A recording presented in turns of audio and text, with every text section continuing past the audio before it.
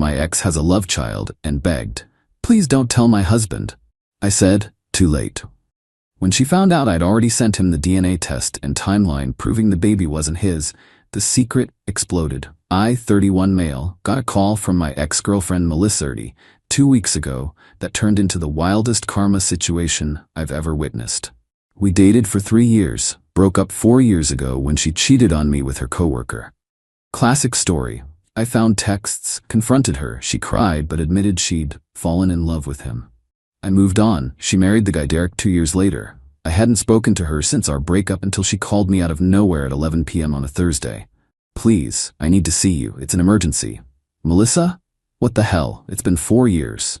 I know. Please can we meet tomorrow?" "Coffee?"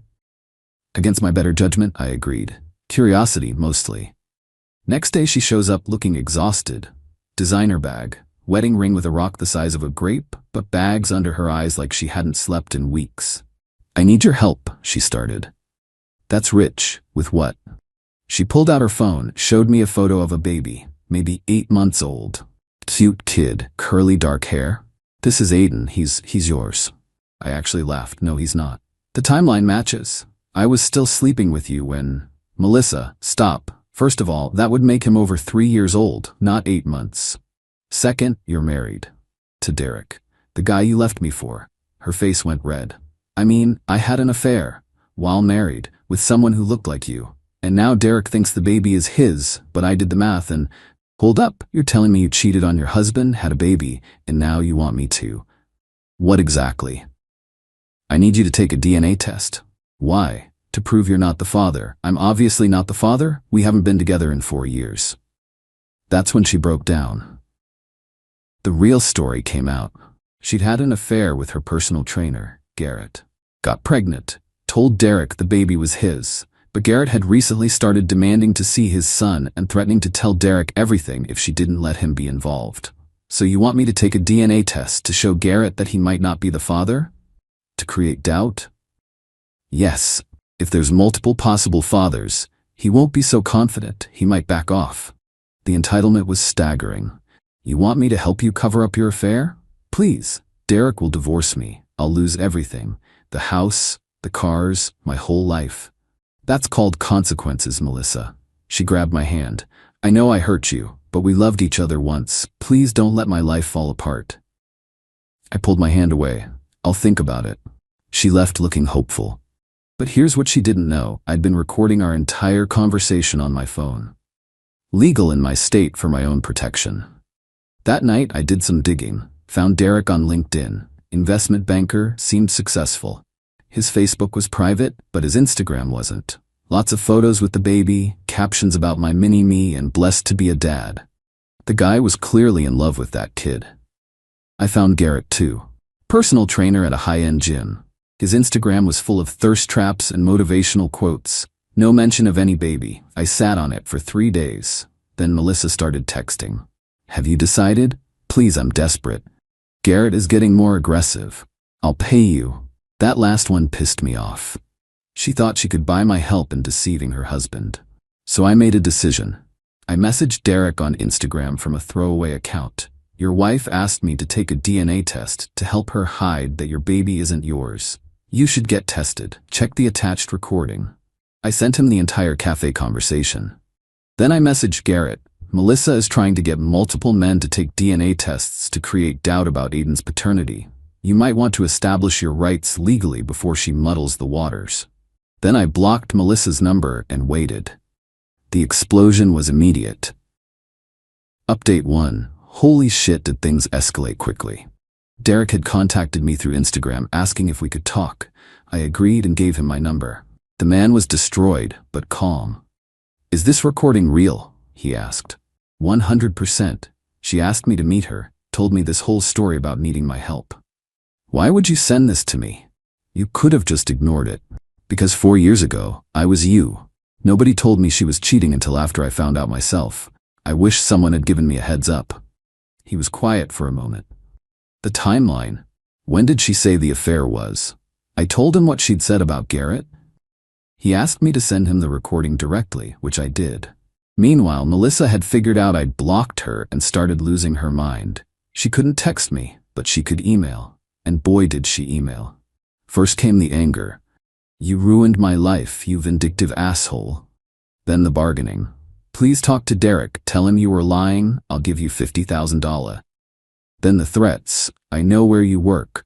I'll tell them you're harassing me." I forwarded all of these to Derek. Turns out Derek had immediately gotten a DNA test after our call. Rushed it at a private lab. Results would be in by end of week. He'd also hired a PI to look into Garrett and Melissa's relationship.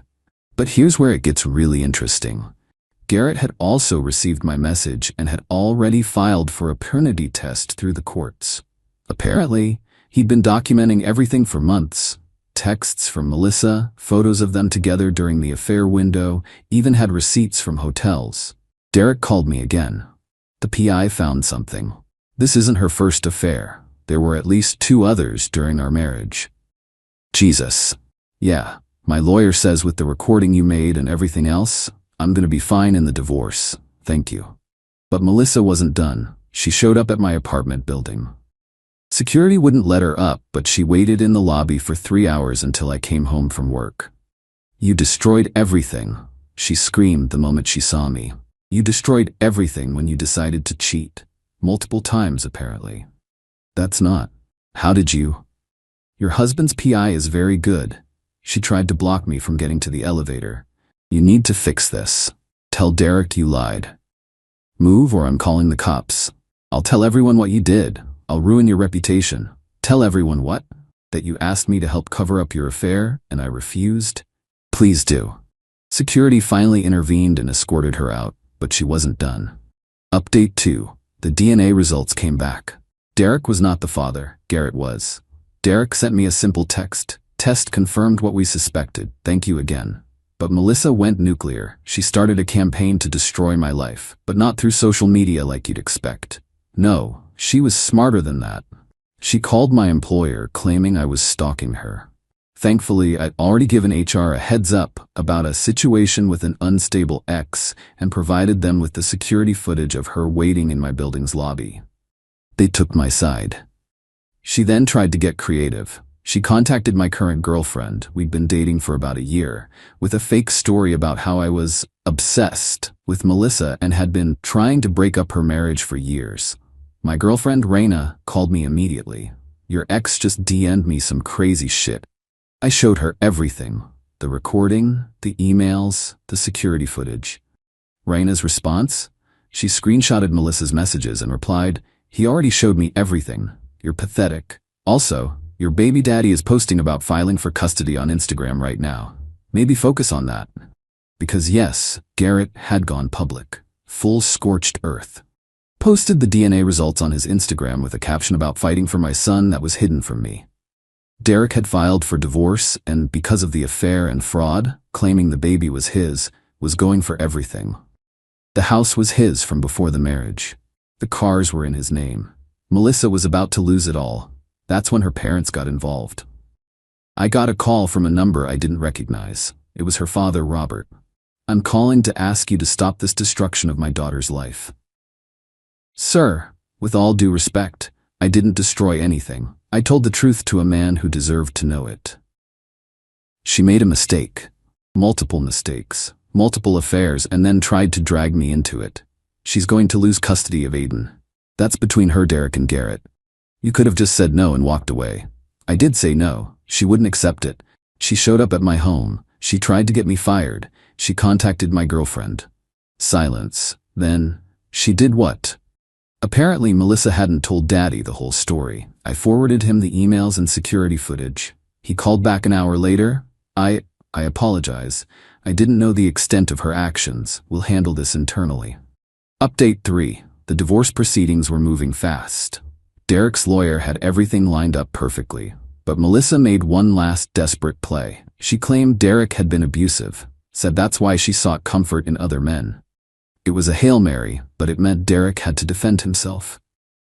Derek's lawyer reached out to me. "Would you be willing to testify about your relationship with Melissa? What would you need? Just the truth.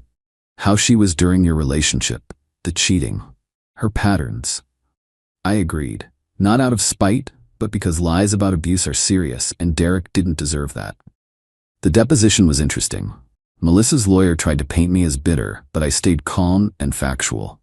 When asked why I recorded our conversation, I simply said, because when an ex contacts you after 4 years asking for a suspicious favor, protecting yourself legally seems smart. When asked about abuse during our relationship, I was honest. Melissa was never abused. She was actually quite controlling. She had full access to my phone while keeping hers locked. She isolated me from female friends. When I caught her cheating, she tried to gaslight me into thinking I was imagining things until I showed her the evidence. Her lawyer tried a different angle. Isn't it true you wanted revenge for her leaving you? No. I've been in a happy relationship for over a year. I hadn't thought about Melissa in years until she called me. I simply wasn't willing to help her defraud 2 men and a child. Meanwhile, Garrett's custody case was building. He'd hired a family lawyer and was going for joint custody. His argument was solid. Melissa had deliberately hidden his child from him and committed paternity fraud. But here's where Melissa really screwed herself. She tried to flee with the baby. Her plan was amateur hour. She bought a plane ticket to her cousin's place in another state using a credit card. Derek's PI was monitoring. She was stopped at the airport. Attempting to take the child across state lines during an active custody dispute, that's attempted parental kidnapping. She was arrested, spent a night in jail before her parents bailed her out, but the damage was done. The judge in the custody case was not amused. Final update. It's been 3 months since that first phone call from Melissa. Here's where everyone ended up. Derek got his divorce. Melissa got nothing except her personal belongings and debt from her shopping habits. The prenup she'd signed, which she'd forgotten about in her panic, was ironclad. Adultery clause meant she forfeited any claim to alimony. Garrett got joint custody of Aiden. The attempted kidnapping actually worked in his favor. He has the baby 4 days a week and is, by all accounts, a devoted dad. Posted a photo last week of them at a park with the caption, "Making up for lost time." Good for him, honestly. Melissa moved back in with her parents. Last I heard through the grapevine, she's working at her mom's boutique and has to pay child support to Garrett since he has majority custody and she earns more than him. She tried one more time to contact me through a mutual acquaintance from years ago. The message was, "I hope you're happy. You ruined my life over petty revenge." I had the mutual respond, "He said to tell you that you ruined your own life. He just refused to help you hide it. As for me, Raina and I are doing great." The whole situation actually brought us closer. She saw how I handled extreme pressure and manipulation without losing my cool. Derek even sent me a bottle of expensive whiskey with a note, "For having the courage to do what was right." Do I feel bad for Melissa? Not really. She made choice after choice after choice. Cheating on me, cheating on Derek, lying about the baby's paternity, trying to drag me into her web of lies, attempting to destroy my life when I wouldn't comply, trying to kidnap a baby to avoid consequences. At every turn, she could have chosen honesty. Instead, she chose manipulation, and when that failed, destruction. The saddest part? That baby has to grow up with this as his origin story. But at least he has a dad who fought to be in his life and will hopefully have a stable household 60% of the time. Sometimes the best revenge isn't revenge at all. It's just refusing to be complicit in someone else's lies. The truth has a way of creating its own justice. Melissa wanted me to help her keep her house of cards standing.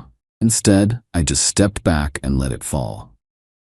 And honestly, that felt better than any revenge I could have planned.